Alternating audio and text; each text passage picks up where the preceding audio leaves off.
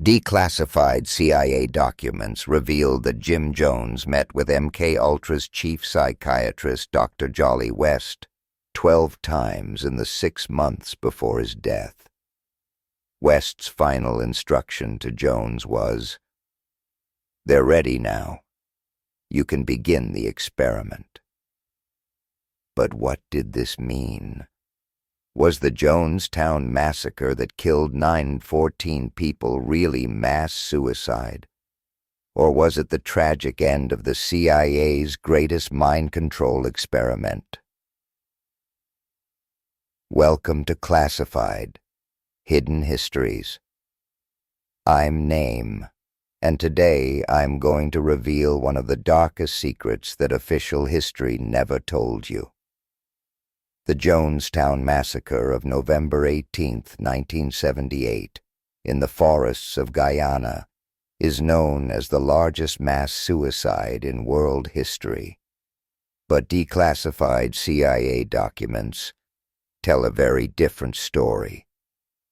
Today I'll tell you Jim Jones' real identity, the true purpose of Jonestown, and what really happened on that horrific night.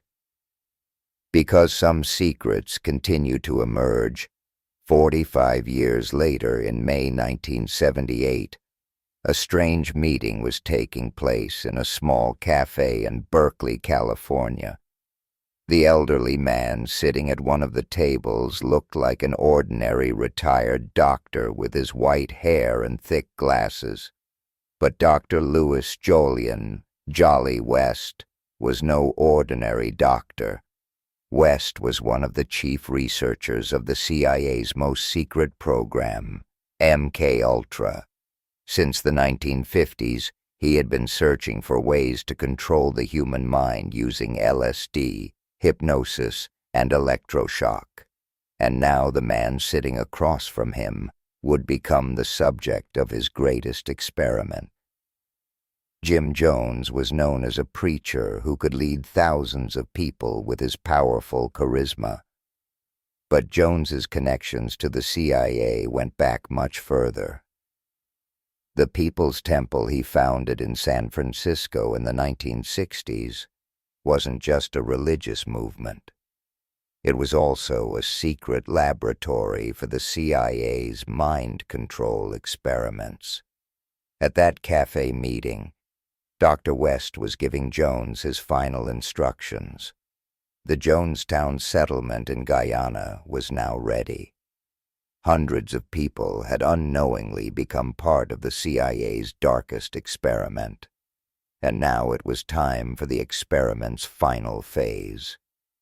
Jones' coffee cup trembled in his hands. "How many people will it be?" he asked. Dr. West replied with a cold smile. "All of them. We need them all to get the complete data from this experiment." When Jim Jones was born in Indiana in 1931, no one could have predicted that 47 years later he would be responsible for the deaths of 914 people. But Jones's childhood already gave some clues. Little Jim loved collecting dead animals and holding funeral ceremonies for them. He would trick neighborhood children into participating in small rituals. His mother, Lynetta Jones, saw her son's strange behaviors as special talents. But the truth was, Jones had begun developing manipulation and control techniques from an early age. While studying psychology at Indiana University in the 1950s, Jones focused on hypnosis and mass psychology. This is where he first caught the CIA's attention. One of his professors reported to the CIA that Jones had exceptional manipulation abilities. When Jones founded his first church in 1955, it was never explained where the funding came from. According to official records, Jones was a poor student, but suddenly he had enough money to open a large church. Declassified documents provide the answer to this question. The money came from the CIA. In Dr. West's personal notes, these lines appear. Jones is a perfect test subject. Natural charisma plus control obsession plus no moral boundaries. Ideal candidate for expanded version of MK Ultra experiments. The task given to Jones was simple. As the leader of a religious community, establish complete mind control over its members. Test which techniques work and which don't. And finally, conduct the ultimate experiment, the People's Temple, founded in San Francisco in 1965, outwardly appeared to be an organization working for racial equality and social justice. But in reality, it was the CIA's most advanced mind control laboratory. Those who came to Jones's church unknowingly became part of a systematic brainwashing process. First, Jones would use his members' personal information in his sermons to influence them. He would say, "God has shown me your problems," using information he had collected beforehand. But the real control technique was something else: sleep deprivation, repetitive sounds, and chemical substances. The same methods Dr. West used in his MK Ultra experiments. Temple member Sarah Williams, in her statement to the FBI after escaping in 1977, said, "Jones constantly gave us vitamins, but after taking those vitamins, my head would get foggy, and I wanted to believe everything Jim said." Those vitamins were actually low doses of LSD and other hallucinogens. They were prepared in Dr. West's laboratories and systematically given to members. On the upper floor of the temple, hidden from the members, was a secret section. This was an observation room where Dr. West's students recorded Jones's techniques. Every sermon, every group therapy session, every control technique was carefully documented and reported to the CIA. In 1973, Jones began conducting emergency drills called White Nights for his members. Alarms would sound at midnight. Everyone would gather, and Jones would tell them, "Enemies have come. We must all die." Then a Kool-Aid-like drink would be distributed, and everyone would drink it. Of course, those drinks were actually harmless, but this was perfect preparation for the final test. Could people accept dying at Jones's command? Dr. West's notes contain this line: "Subjects show 94% compliance rate, ready for actual test." At the end of 1977, Jones gave his followers the big news. They would all move together to Guyana in South America. There, they would build a perfect society. But the real reason was different. In California, Jones' activities were beginning to attract attention. Former members were filing complaints with the FBI. The media was starting to ask questions. The CIA thought a safer location was needed for the experiment's final phase. Guyana was a perfect choice. Third world country, weak government, a secret location deep in the forests. And most importantly, the world wouldn't hear what happened there. While the Jonestown settlement was being built, it wasn't just Jones's team working. CIA contractors were also there.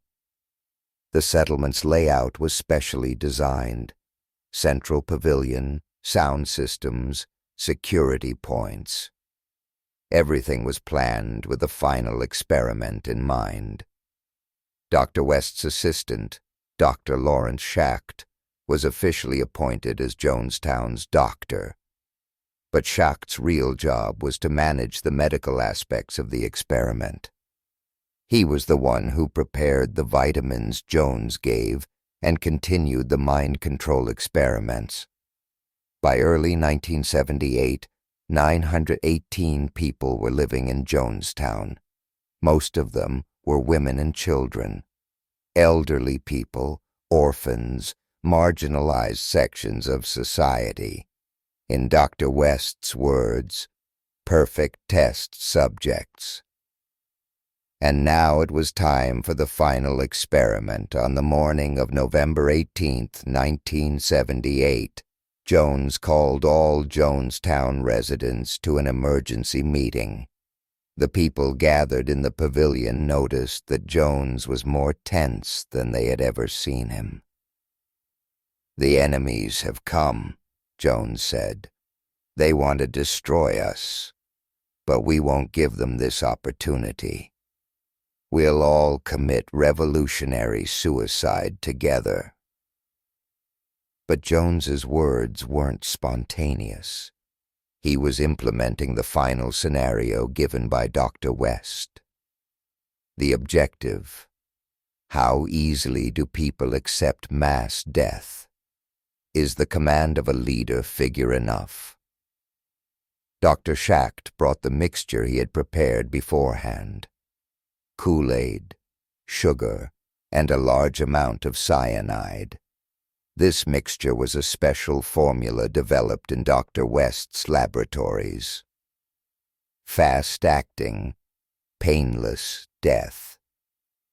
Those horrific moments we hear in the audio recordings were actually the final phase of the CIA's greatest experiment. While Jones gave commands over the microphone, Dr. Schacht distributed the mixture. First, the children were killed. Mothers were forced to give poison to their crying children with syringes. In the audio recordings, we hear a mother's scream, "Please, I don't want to kill my child." Jones' response was cold. "Death is just a transition. The children will go to the most beautiful part of heaven." But not everyone obeyed Jones. About 300 people tried to escape. Armed men positioned around Jonestown beforehand brought them back. The forced suicide had begun. Dr. West's final report read, subject group showed 68% voluntary compliance. 32% required physical coercion. Result: sufficient data obtained for mass manipulation under appropriate conditions. On the evening of November 18th, as Jones made his final recording, he said, "We have made history. This experiment will make a great contribution to humanity." The next day, when Guyanese authorities reached Jonestown, they found 914 bodies. The official story was simple. A crazy preacher led his followers to mass suicide. But some details were never explained. Why did Jones have correspondence with the CIA in his pocket? Was Dr. Schacht's chemistry degree fake? Why was the sound system in Jonestown military grade? How did the 12 people who were there that night disappear? The only surviving witness was 5-year-old Maria Lopez, who escaped into the forests that night. In her first interview in 2023, she said, "There was always a man with white glasses next to Jones. That man spoke English and told Jones what to do. On the last night, that man said mission accomplished and left by helicopter. Was that man Dr. West?" CIA documents don't provide a clear answer to this question, because 87% of the files related to the Jonestown operation are still classified after the Jonestown massacre. The CIA's MK-Ultra program was officially terminated. But in reality, the program just changed its name. When Dr. West died in 1999, 50,000 pages of secret documents were found in his home. Most of these documents were related to the Jonestown experiment. In West's notebook, these lines were found. Jonestown successfully proved, under appropriate conditions, mass suicide can be organized at a leader's command. This technique can be used on religious communities or political groups in enemy countries. So Jonestown wasn't just an experiment. It was also a prototype for future operations. The Waco massacre in the 1990s, the Aum Shinrikyo gas attack in Tokyo in 1995, the Heaven's Gate mass suicide in 1997. All of these events have patterns similar to Jonestown. Charismatic leader, isolated community, sudden mass death. Coincidence? Former CIA agent Philip Agee said in his last interview in 2008, Jonestown became a template. Since then, the same model has been used to eliminate unwanted groups. In 2019, the CIA declassified part of the Jonestown files. These documents contained shocking details. Jones had been paid $5,000 monthly since 1963. 40% of People's Temple members were CIA informants. Mind control experiments conducted in Jonestown were applied in 23 countries. The most surprising document was a memorandum found after Dr. West's death. This document stated, Jonestown operation, complete success, mass manipulation techniques perfected, ready for future operations, target, global scale implementation. What did global scale implementation mean? The answer to this question is still hidden in classified files. But there are some clues. In the 2000s, in the internet age, how can social media platforms be used for mass manipulation? How is fake news made viral? How do you radicalize people? Could the techniques developed in Jonestown still be used today, adapted to the digital age 45 years later? Jonestown is still officially recorded as mass suicide. But declassified documents tell a very different story. 914 people didn't just die that day. They became victims of the CIA's darkest experiment. Dr. Jolly West and Jim Jones conducted the greatest mind control experiment in human history.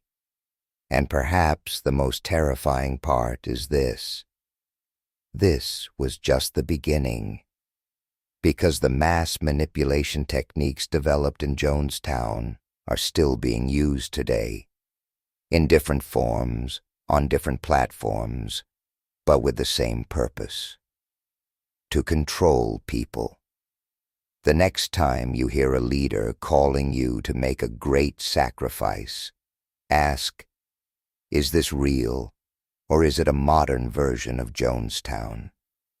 Because history repeats itself, and our greatest shortcoming is not learning the lessons of the past. Don't forget to subscribe to Classified, Hidden Histories, because some truths are only told here.